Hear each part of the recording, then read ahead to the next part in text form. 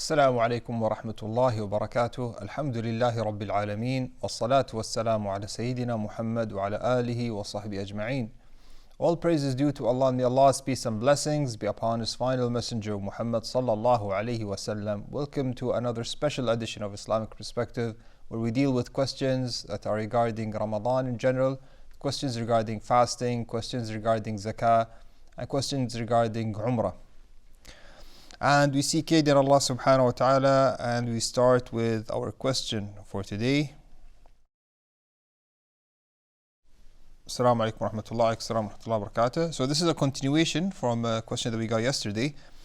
The question went like this: we don't have much cash, but my wife's gold is zakatable. It is more than 85 grams. Can we take a loan from someone to pay the zakah? So we have more than one issue here. The first issue is the matter of zakah that is used for jewelry. Gold that is used for jewelry. Is it zakatable or not? And we know that there's a dispute regarding this matter. The second matter here, let's say that it is zakatable. What do we have to do? And if it's not zakatable, what do we have to do? First of all, the matter of is it zakatable or not? As I mentioned previously, and I keep on mentioning, that gold that is set for jewelry and adornment that the woman wears, and she has it for herself regardless of the amount, even if it's 85, even if it's 200 grams or more, but she has it, this is only for her use. She only uses it. She has it, it is stored, but she keeps on using it. She keeps on using different jewelry for different occasions. Or if one of her family members, they wanted to wear something, she keeps this gold, she gives it to her daughters or something to wear, and then she takes it back, and so it is for her to wear and for her daughters to wear. So is this considered zakatable? This is wallahu alam, as we mentioned regarding the matter of dispute. Based on the majority, this is not zakatable. This is not zakatable. There's one madhab that said this is zakatable based on the general texts that command that a person pays zakah of his money. So we said that the stronger opinion that it is not zakatable.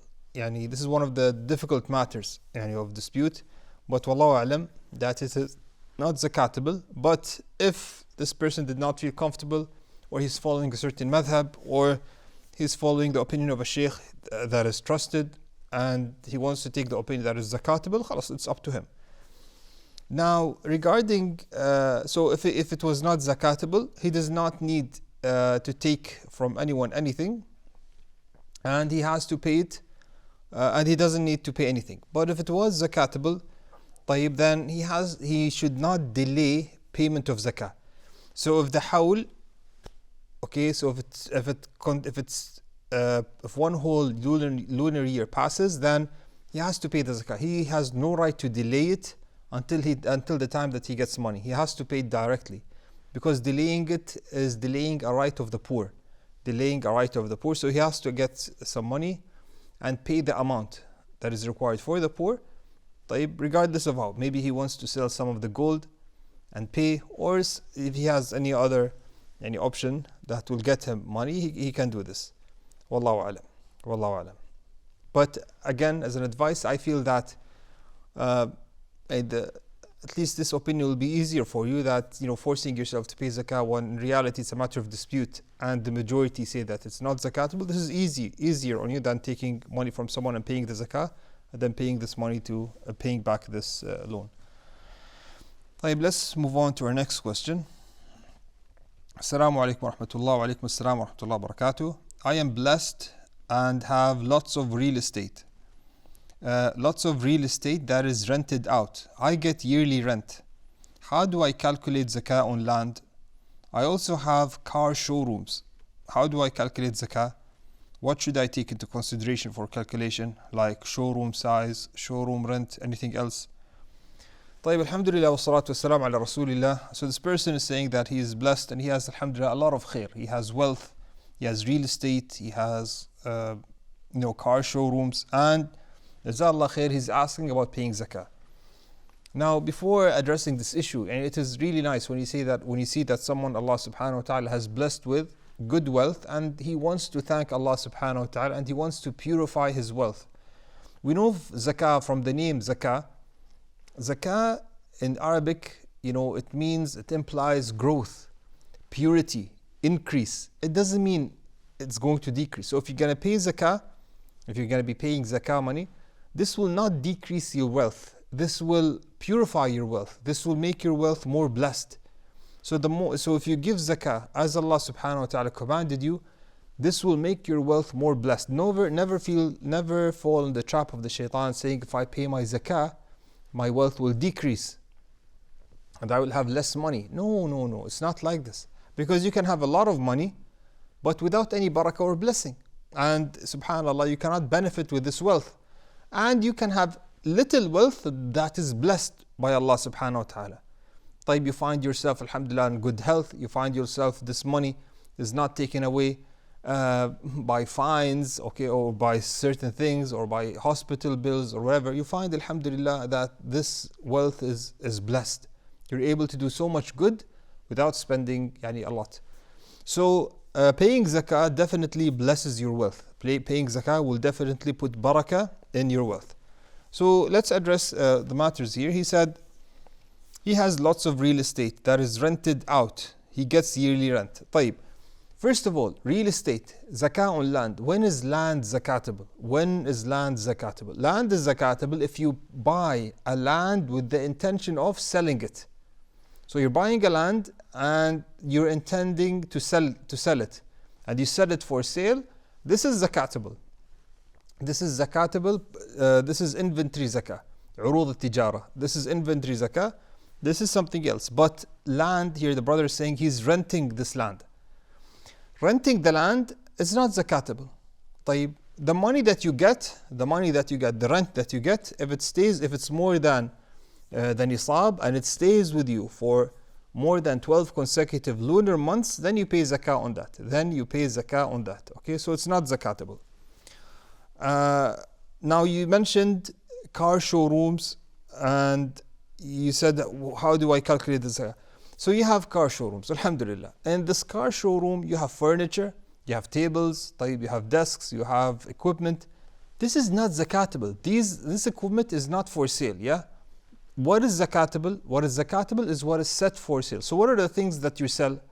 You might be saying, I sell spare parts, I sell cars, I provide services. Now the services are not zakatable. So if you fix cars, this is not zakatable. What is zakatable? The inventory that you sell. So you're going to be selling cars. This is zakatable. You're going to be selling spare parts. This is zakatable. What other things that you're selling in these showrooms is zakatable. So how do you calculate it? You add up the value of all of the things that you sell. So the inventory, it's considered, we're going to take into consideration the cars that you sell and everything else that you sell in these showrooms. How do you find the value of these things? The value of this thing is based on not the cost price, it's based on the selling price on the day of zakah. Because certain cars or certain inventory, the prices might increase and decrease. We say at the day that you have to pay zakah. How much is the value? The value as in the selling price. If you're selling wholesale, then we take this price. If you're a retailer, we take this price. So it depends on what price do you sell in. If it's retail, we take retail price. If it's wholesale, we take wholesale price. And then you add up all of the prices together, all of the inventory together, and you calculate 2.5%. This is the zakah. And also if you have cash, you add the cash to it. And you calculate 2.5%, and this is the amount of zakah that you have to pay for this. Now it could be that there are two different zakah days. So there's a zakah day for my business, there's a different zakah day for my wealth. This happens. Or if you had one day that you do zakah for all of your wealth, you can also do this. So inshallah this answers your question. Okay, but again, the zakah, the land itself is not zakatable unless it is set for sale, and the equipment that you have in the showroom is not zakatable. What is zakatable is the things that you sell. Similarly, if you had a supermarket, for example, what are the things that are zakatable? The inventory. So you get the inventory, you find the price, the cost, not the cost price, the retail price of the inventory, You add them up and you pay on the day of zakah. What is the selling price? You calculate 2.5%, and that is the zakah that you have to pay. طيب, we move on to our next question. Assalamu alaikum wa rahmatullah wa alaikum assalam wa rahmatullahi wa barakatuh. I came to Mecca for Umrah. How much time do I have to perform Umrah? I can't do it as soon as I reach there because I will be very tired and I can see it's crowded. Can I delay it until next day? If I remove my ihram and shower, do I have to pay an expiation? Because I want to freshen up before starting. My wife is wearing socks. Is this okay? Can I wear any socks which are lower than the ankle? طيب. Apparently he's a man. Okay. Alhamdulillah wa salatu wa salam ala Rasulillah. So the person is asking about, he said that he came to Mecca for Umrah. How much time does he have to perform Umrah? There's no there's no fixed time. I mean, as long as you're in ihram, you can perform Umrah. You may delay it if you see that there's a need. You may delay it without any issues. طيب. Given that you do not break your ihram or you do not commit anything that is prohibited in the state of ihram. Yani, you're in ihram, you're waiting in the hotel, you do not shave, you do not cut your nails, you do not apply perfume, and even if you take a shower, you do not use any soap or shampoo that has a perfume on it, that has a scent of perfume. So these things you cannot commit. If a person sleeps in his ihram, no issues. You do not cover your head. But if you had a cover to your face, there's no issue in this. طيب, this does not affect your ihram. So delaying it until it's less crowded is permissible. It is permissible. So how much time do you have to perform? There is no fixed time. طيب, you're free to do this. You're free to stay there until you feel comfortable. You can perform your ihram, your umrah. Can I delay it until next day? Can I delay it until next day? You may delay it without any issues, and you can sleep in your ihram without any issues, and you can remove your ihram and shower and wear your ihram again without any issues, given that you do not wear anything else during this period while you're in the state of ihram. Is there any expiation you have to pay? No, there's no expiation that you have to pay. Because I want to freshen up before starting. Okay. Now he said, my wife is wearing socks. Is this okay? For women, is there any specifics regarding what she wears? Woman, she can wear whatever she wants, okay, except for covering the hands and the face. So covering the hands as in wearing gloves, covering the face as in wearing a niqab. But as Aisha radiallahu anha used to do, wives of the Messenger Muhammad sallallahu alaihi wasallam, wherever they'd pass in front of men, they would cover their faces with a covering. It's not wearing a niqab, it's a garment that they put on their face and then they remove. Even if it stayed, because it's always crowded there, it's permissible as long as it's not worn on the face and tied on the head. Okay, that's the main difference here. Because here fundamentally it's not on the face, it's above. And then she puts it down whenever there's men, even if it was the whole time, because it's surrounded by men, she keeps it on her face, even if it touches the face, no issues. And then once she's in a place where there are no men, she has to uncover. Allahu alam. And this is regard. While socks and shoes, there are no issues for women. The issues for men. Men, they're not allowed to wear any form-fitting clothes. Now, form-fitting clothes, this includes socks, even if it's below the ankle. So your question is, can I wear any socks which are lower than the ankle? The answer is no. If you do so, you have committed a prohibition of the prohibitions of ihram. And this is not permissible for you to do. So you cannot do this. What about what should you wear? Footwear. Footwear, you can wear the slippers. Slippers that are uncovered at the front of the foot and the back of the foot. So the heel is uncovered, and also the place of the toes, it should be uncovered. Now, if it was covered both sides, then this is something that is tailored on the foot, and it is prohibited. Okay? Wallahu alam. Okay, let's move on to our next question. Assalamu alaikum wa rahmatullah. Wa alaikum assalam wa rahmatullahi wa barakatuh. Shaykh, I have a relative who fasts but does not pray. How should I address this? I tried discussing with him many times, but with no results. طيب, Alhamdulillah wa salatu wa salam ala Rasulillah. We ask Allah subhanahu wa ta'ala to guide us and to guide our families. So the person is saying that they have relatives who fast but do not pray. At least they fast, Alhamdulillah, but they do not pray. And this is really strange. How should I address this? I tried discussing with him many times but with no results. Subhanallah, the simplest thing is that you ask him, why do you fast?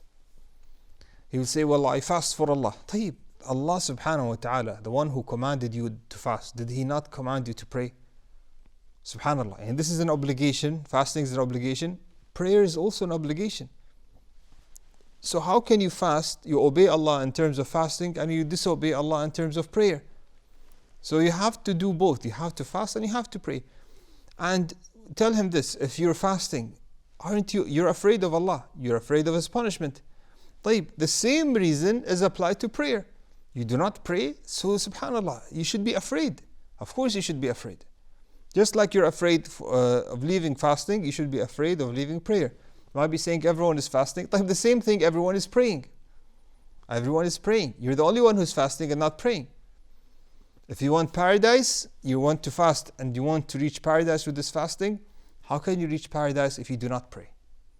How can you reach paradise if you do not pray? So you try to discuss it with him. See, you have to find the reason, what is stopping him from praying. Does he feel that it's not obligated on him? Does he feel that he has a problem with prayer? Does he feel that he has a problem with jama'ah? He can pray by himself at least. But leaving prayer altogether, this is very dangerous. This is very dangerous. Okay, in all four Imams, this is extremely dangerous. They all agree this is a major sin. That's worse than all the other major sins. So he's in a very dangerous place. But my advice is to take it easy with him and to try to discuss it. Especially that he's a relative. You don't want to cut ties of kinship. So discuss it with him. What is stopping you from praying? What is stopping you from praying? Where is the problem? And you have a discussion based on wisdom, and try to talk to him and convince him to pray. And subhanallah, the more effort that you put in convincing him to pray, the more reward that you will get. And this is part of da'wah to Allah subhanahu wa ta'ala. With this we will end. هذا والله أعلم وصلى الله على نبينا محمد وعلى آله وصحبه وسلم. جزاكم الله خيرا.